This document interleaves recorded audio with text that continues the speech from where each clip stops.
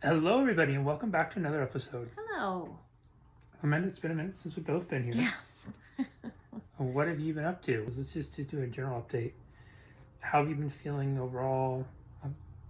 How's your hair growing? Anything that you think falls into that might be worth updating everybody on.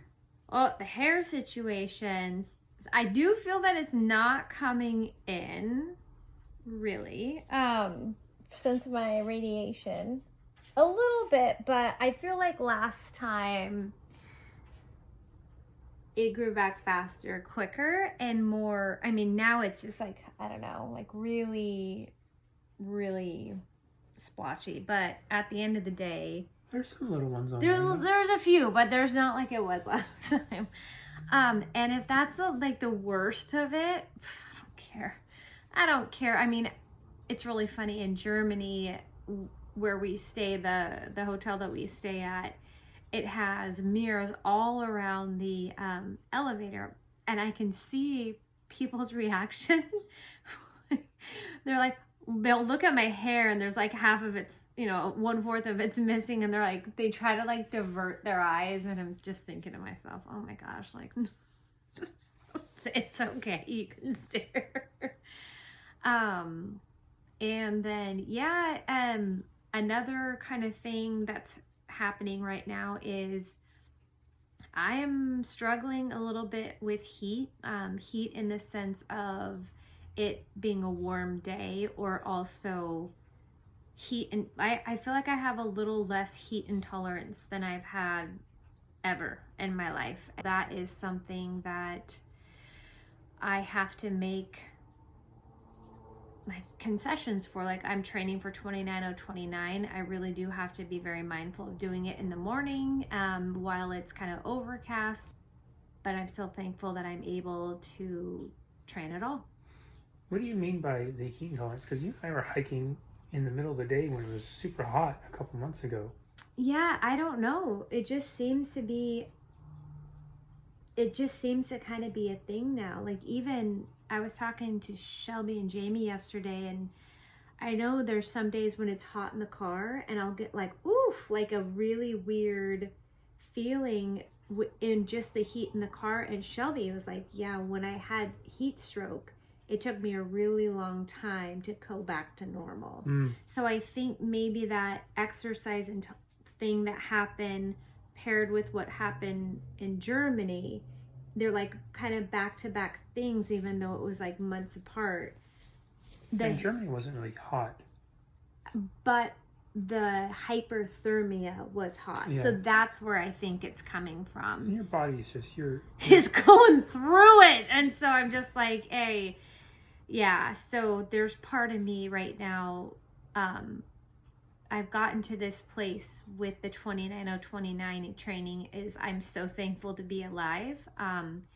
My scan cleared me for 29029 in the actual event, and before recurrence, I'm like, oh, I got this in the bag, like no problem. And now I think my goal is 7, so half of the laps. Well, more specifically though, Amanda, your goal is just to go and have fun and enjoy it.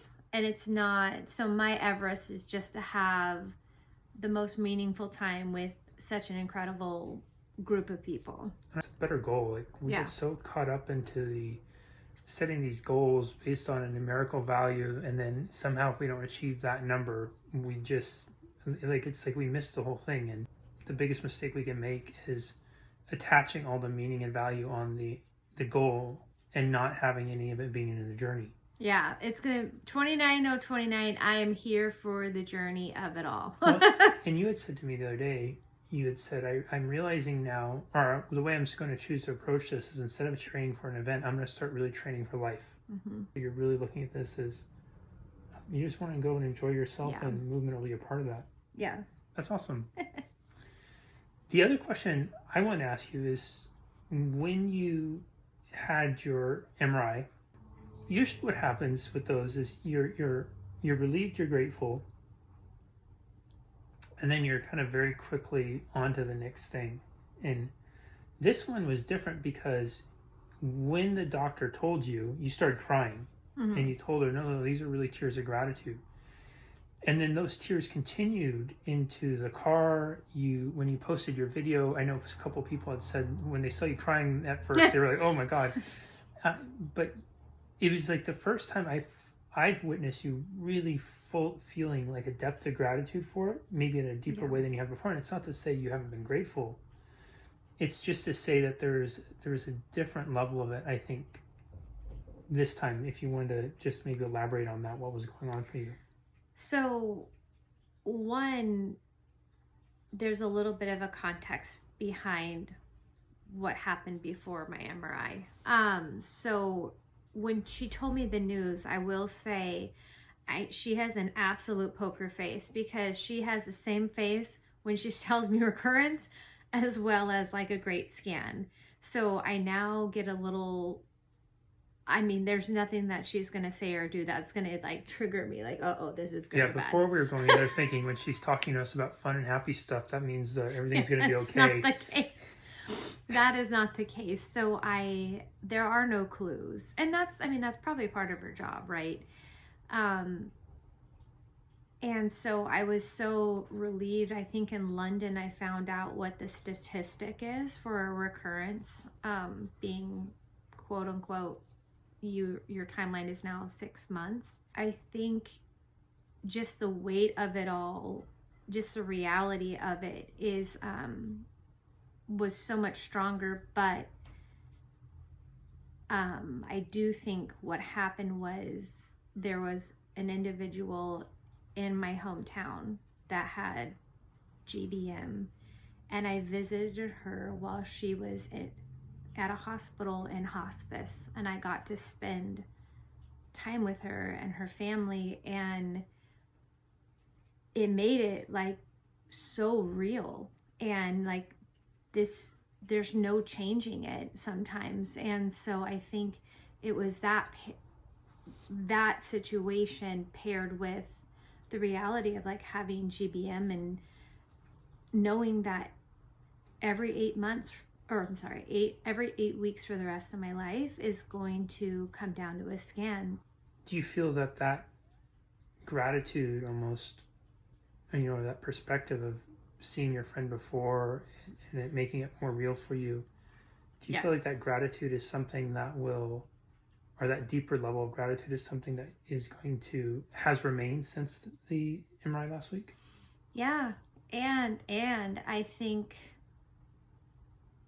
the one thing that I haven't really nailed in, like I have a grief counselor and I have a chaplain, and they're both really, really wonderful, but I realize that I probably need a different form of therapy right now, because the emotional piece is hard, where your life does come down to these 8 months or 8 week scans, and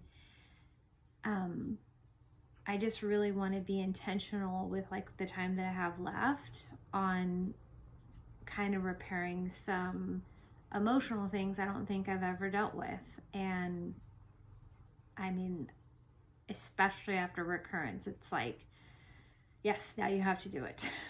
Yeah. Well, I think that's really incredible, Amanda, because you have,